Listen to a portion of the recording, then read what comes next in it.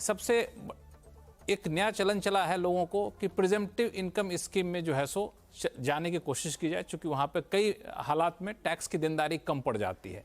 तो मुझे सबसे पहले ये समझाइए कि प्रिजम्पटिव इनकम टैक्स स्कीम में कौन कौन से लोग जा सकते हैं और क्या होता है ये। लक्ष्मण जी, सबसे पहले आपने जैसे बताया कि प्रिजम्पटिव इनकम स्कीम, जिसको हम अनुमानित आयकर की योजना कहते हैं, वो खास तौर से जो बिजनेस और प्रोफेशन से कनेक्टेड है और जिनका बहुत बड़ा कारोबार नहीं होता है। इसमें एक तो नियम ये है कि कोई भी रेसिडेंट हो, माना नॉन रेजिडेंट के लिए ये स्कीम ओपन नहीं है, और रेसिडेंट में एलएलपी और कंपनी के सिवा कोई भी एंटिटी हो, माना इंडिविजुअल हो सकता है, अपना एचयूएफ हो सकता है, उसका प्रोप्राइटरशिप है, कोई पार्टनरशिप है, कोई एसोसिएशन ऑफ पर्संस है, ये सब एंटिटीज ये they are eligible to take the benefit of this scheme. और जैसे हम जानते हैं इस स्कीम में इसका मेन क्राइटेरिया ये है कि अगर आप धंधा करते हैं, कोई कारोबार करते हैं और आपकी ग्रॉस रिसीट्स 3 करोड़ रुपए से कम है, और अगर आप कोई प्रोफेशन में हैं, माना लॉयर, डॉक्टर, इंजीनियर, आर्किटेक्ट, और आपकी एनुअल ग्रॉस रिसीट्स 75 लाख से कम है, तो इस केस में आप इस स्कीम का फायदा लेने के लिए एलिजिबल है। This is in sum and substance the provision.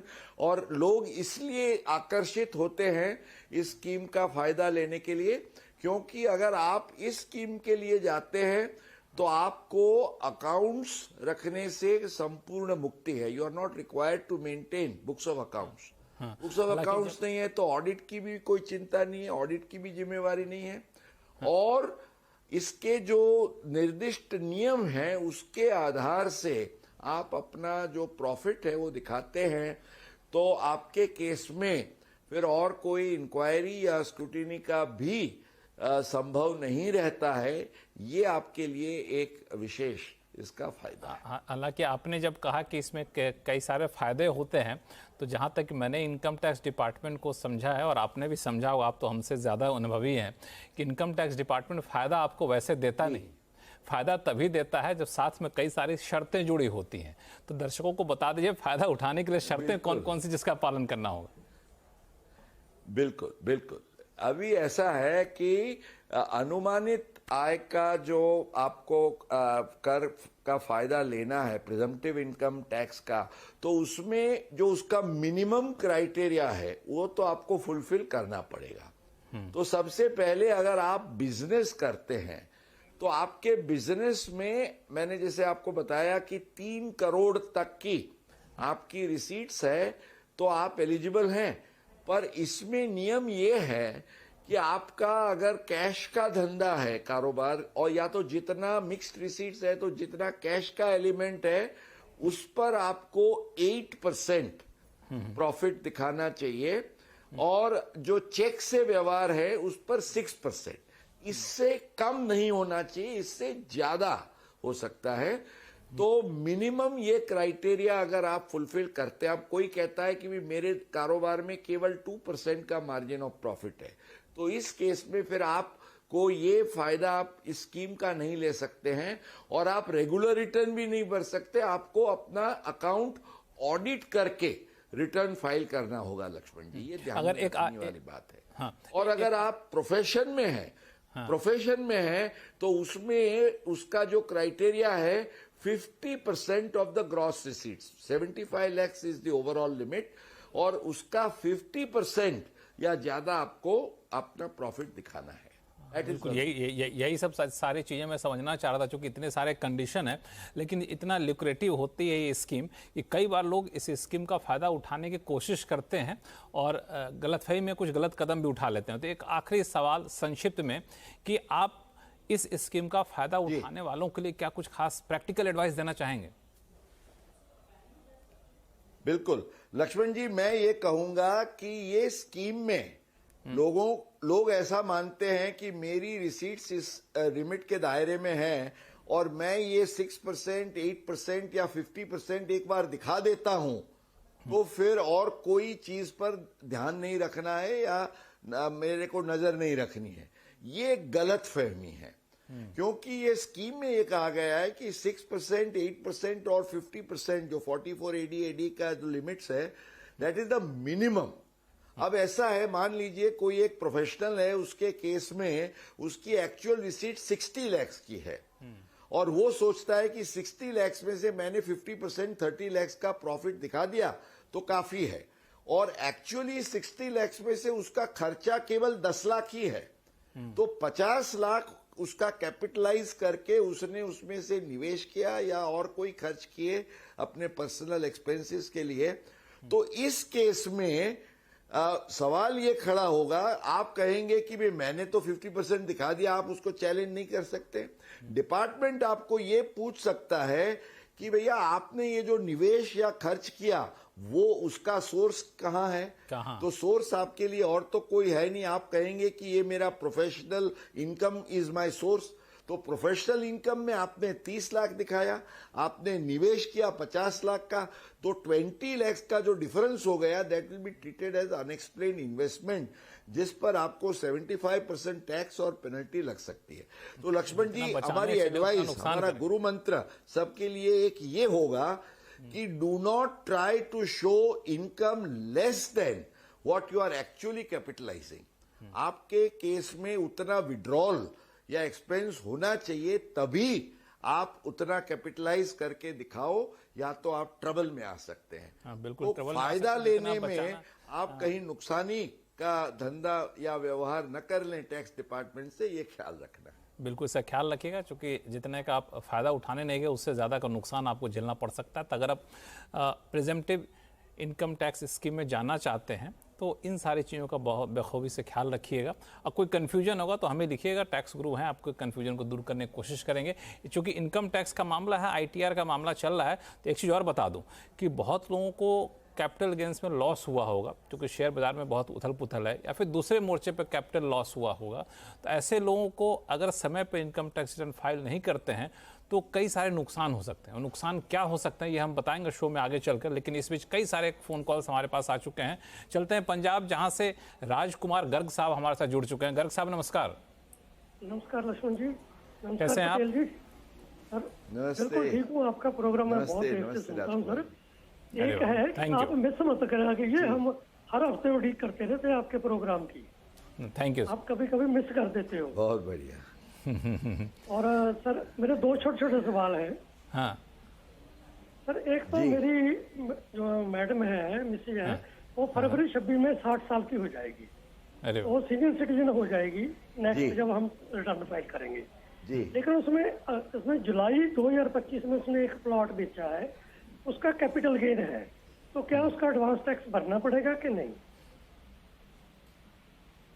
बहुत ही अच्छा सवाल है। ये बहुत इंटरेस्टिंग क्वेश्चन आपने पूछा, क्योंकि अगर सीनियर सिटीजन के केस में बिजनेस इनकम नहीं है तो आपको उस साल के लिए आपको फायदा मिलता है एडवांस टैक्स भरने से एग्जम्पशन का। अब आपने बिल्कुल सही फरमाया कि फरवरी में वो अगर होती है तो दैट मीन्स 12 महीने में से 10 महीने वो नॉन सीनियर सिटीजन है, 2 महीने सीनियर सिटीजन है। अब जब आप इनकम टैक्स एक्ट में जाते हैं तो सीनियर सिटीजन के लिए ये एडवांस टैक्स का एग्जम्पशन है। और सीनियर सिटीजन किसको माना जाता है? तो इसके लिए गर्ग साहब नियम ये है, इसमें ये कहा गया है कि वित्तीय वर्ष में अगर आपने कोई भी समय पर 60 साल पूर्ण कर लिए हैं तो उस साल के लिए आपको सीनियर सिटीजन माना जाएगा।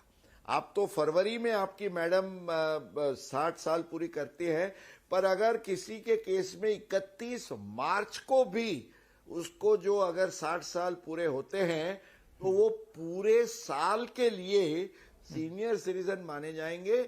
और सीनियर सिटीजन के जितने सारे फायदे हैं, पहले तो आपको ध्यान है कि हायर लिमिट ऑफ एग्जम्पशन होती थी तो वो फायदा भी मिलता था यहाँ आपके केस में एडवांस टैक्स के एग्जम्पशन का तो आपको जरूर फायदा मिलेगा, ये आपके लिए खुशखबरी है। तो राज गर्ग साहब को साफ तौर से कि एक छोटा सवाल और। हाँ बताएं। सर मेरी खुद की पेंशन है 7 लाख रुपए एस्टिमेटेड इस साल की 25-26 की, और इंटरेस्ट और डिविडेंड इनकम है लगभग 4.5 लाख रुपए, तो that is with in 12 lakh 87A के बेनिफिट के लिए। जी, लेकिन मुझे साथ में कैपिटल गेन की इनकम है 4 लाख की, तो क्या मुझे वो 87A का बेनिफिट मिलेगा या नहीं मिलेगा? क्योंकि टोटल इनकम 15 लाख हो जाएगी। अनफॉर्चुनेटली आपको रिबेट का फायदा इसलिए नहीं मिलेगा क्योंकि जब हम टोटल इनकम की गिनती करते हैं तो उसमें इनकम के सब सोर्सेज आ जाते हैं, और हालांकि आपकी स्पेशल रेट के इनकम के सिवा आपकी regular income, normal income 12 lakh के अंदर है, पर स्पेशल रेट की इनकम को जोड़ते हुए आपके केस में इनकम हो जाती है 12 लाख से ऊपर, इसलिए आपको कोई रिबेट का फायदा नहीं मिलेगा। चलिए, एक सवाल में थोड़ा सा आपको मायूस किया मुकेश पटेल साहब ने, लेकिन पहले सवाल में आपको खुश किया कि फाइनेंशियल में कभी भी अगर आप 60 साल की अवधि को पूरा कर लेते हैं तो आपको सीनियर सिटीजन के सारे बेनिफिट मिलेंगे, और आपके केस में आपकी मैडम को सारे बेनिफिट मिलेंगे, एडवांस टैक्स देने की ज़रूरत यहाँ पे नहीं पड़ेगी। बहुत ही अच्छा सवाल था, ये तो मैं भी नहीं जानता था, आपने बता दिया मुकेश पटेल साहब, कई लोगों के लिए फ़ायदे की चीज़ है ये।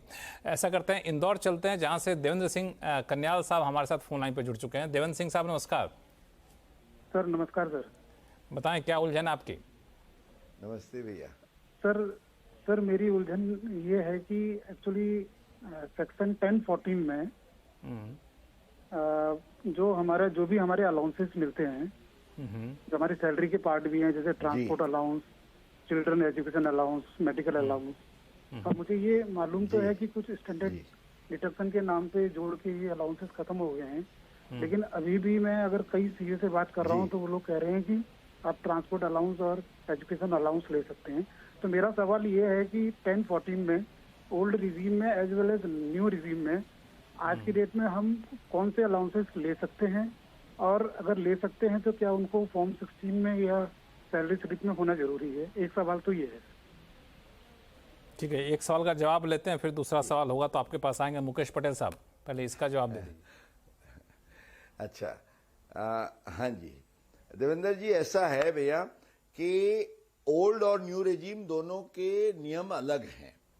ओल्ड रेजिम में अभी भी 1014 के अलाउंसेस जो है वो बरकरार है। हालांकि जो आपने बताया, आप खुद को जानकारी है कि जब स्टैंडर्ड डिडक्शन को इंट्रोड्यूस किया गया उस समय पे जो ट्रांसपोर्ट अलाउंस की बात थी उसको ड्रॉप कर दी गई, तो ट्रांसपोर्ट अलाउंस अब नहीं है। लेकिन 1014 में जो और अलाउंसेस है, माना चिल्ड्रंस एजुकेशन अलाउंस है, यूनिफॉर्म अलाउंस है, वो सब अलाउंसेस अगर आप ओल्ड रेजिम में हैं तो आपको जरूर उसका फायदा मिल सकता है। अब बात हुई न्यू रेजिम की। न्यू रेजिम के केस में 1014 प्राइमा फेसी आपको कोई फायदे नहीं मिलते। इनफैक्ट 10.5 जो एलटीसी था, 10.13 एचआरए है, वो सब फायदे निकाल दिए गए हैं।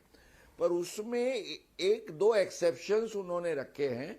एक तो transport allowance in the case of those who are handicapped, माना जो डिसेबल्ड हैं स्पेशली, उन लोगों के लिए एक एलिमेंट है, एक्सेप्शन, उसको रखा गया है। और दूसरा जो है वो ये है कि अगर आपको कन्वेयंस अलाउंस दिया जाता है for purposes of discharging your duties, तो वो कन्वेयंस अलाउंस या टूर और ट्रांसफर अलाउंस जो होता है उसको बरकरार रखा गया है even under the new regime under 1014। That's a very special exception. तो ये आपके दोनों aspects old and new regime of 1014 मैंने आपको समझाए। देवेंद्र जी, कोई कंफ्यूजन तो नहीं है? और भी कोई सवाल आपके पास बता रहे थे आप? एक छोटा सा सवाल है सर। 1013A में एचआरए ओल्ड रिजीम में दिखाया है, और लेकिन मेरे पास उसकी रेंट एग्रीमेंट है और रेंट स्लिप्स हैं, लेकिन जो पेमेंट किया है वो कैश से किया है, उसका कोई बैंक ट्रांसफर नहीं है। तो ये क्या कोई किसी चीज में कोई दिक्कत करेगा या ये कर सकते हैं हम ऐसा? ये एक बड़ा सवाल है, बहुत लोग जानना चाहते हैं मुकेश जी, इसको बिल्कुल सफाई से जवाब दीजिए। यस, बिल्कुल लक्ष्मण जी, इसका जवाब ये है कि कानून में under the income tax act HRA की पेमेंट करने के लिए कैश में नहीं हो सकता है, ऐसा कोई रिस्ट्रिक्शन नहीं है। So you can give out of cash, but एक बात का ख्याल रखिएगा कि ऑब्वियसली आपके केस में जैसे एविडेंस है, एविडेंस तो चाहिए ही चाहिए, चेक हो या कैश हो, आपका एविडेंस होना चाहिए, रेंट रिसीट या जिसको आप देते हैं उसका पान वगैरह की डिटेल्स, क्योंकि वो भी इनकम में दिखाता है या नहीं ये देखने के लिए इनकम टैक्स डिपार्टमेंट आतुर होता है। अब बात ये रही कि आपने कैश में जो पेमेंट किया है, you have to be able to explain कि ये इसका सोर्स कहां से आता है। अब समझिए आपने कैश से पेमेंट 2 लाख रुपए का एचआरए का पेमेंट किया, पर आपके साल भर के विड्रॉल्स ही 1 लाख के हैं, तो आपको इनकम टैक्स डिपार्टमेंट पूछ सकता है कि भैया आप ये 2 लाख का जो क्लेम कर रहे हैं ये आपने कहां से किया पेमेंट। इसका अगर कोई सोर्स आप एक्सप्लेन नहीं कर सकते हैं तो अनएक्सप्लेन्ड एक्सपेंडिचर के ट्रैप में आप आ सकते हैं, तो लेने के देने पड़ जाएंगे।